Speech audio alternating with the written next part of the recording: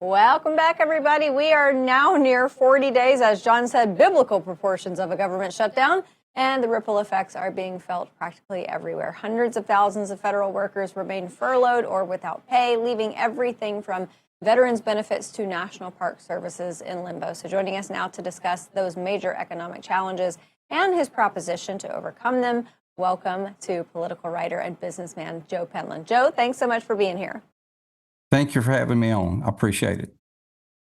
We are happy to have you, and we reported at the top of the show, Democrats seem to be inching a little bit closer to the table, but they, of course, have conditions. This has got to end soon, and I know that you've got some ideas as to how to get our economy under control.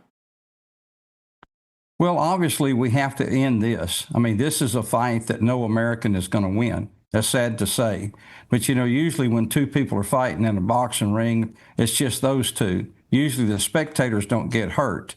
In this case, the Democrats and Republicans are fighting, and the American people are the spectators, and they're getting hurt and no fault of their own. And we need to see this stop sooner than later. Joe, the history of these shutdowns is reopening the government after shutdown actually ends up costing more than it does to keep it shut down or keep it going during a shutdown. At what point do we break this cycle, and are the American people ready for the first time to say, pass a law and just say no more shutdowns, please?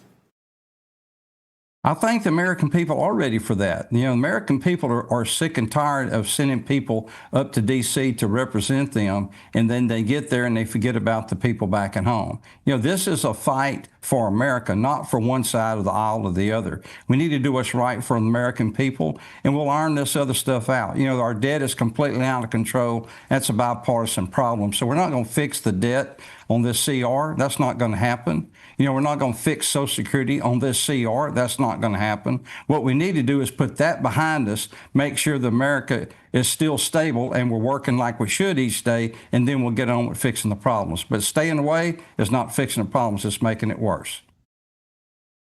Joe, I know that you are in the wonderful state of Texas, and New York could not be further from Texas in terms of political ideology. But we look at Zohran Mamdani about to be sworn in as New York City's mayor. Does it concern you that that type of liberalism can infect places, some of the bluer areas of Texas?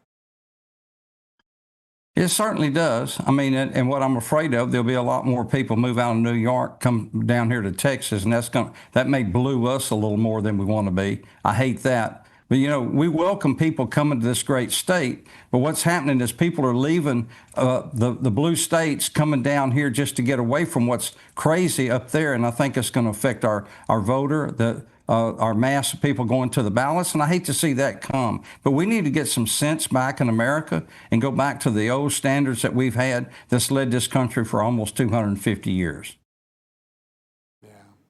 So, Joe, I know you think a lot about the macroeconomics behind deficits and policy and economics. Obviously, with the baby boomers retiring, we've got a growing labor shortage. What are some of the solutions short of allowing illegal aliens to be illegal workers in this country?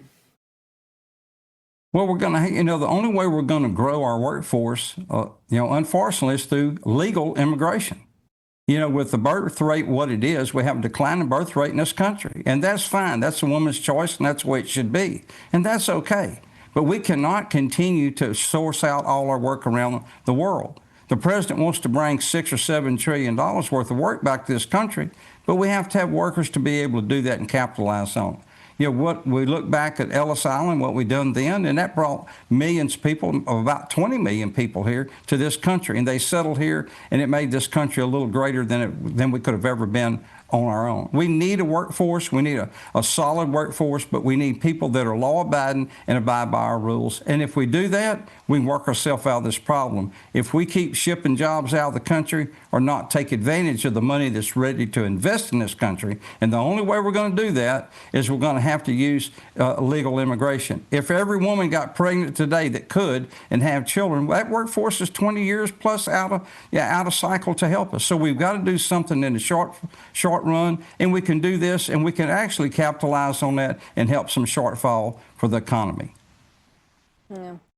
Joe, I want to ask you a question, another dichotomy between New York and Texas. We were having a conversation with another Texan this week, and We were talking about New York with respect to it being the capitalist capital of the world, the banking center of the world. But it seems like there are a lot of banking groups that are moving their way to Dallas. Does that seem right to you? I had some meetings with some bank people this week. There's a lot of people coming to Dallas. There's a lot of people coming to Houston. You know, we have some good economy here. We have a lot of LNG plants. We have a lot of oil and gas here, a lot of refineries being built. We got a lot of deep waterways that is absolutely essential to us being a net exporter, and that's where we need to be.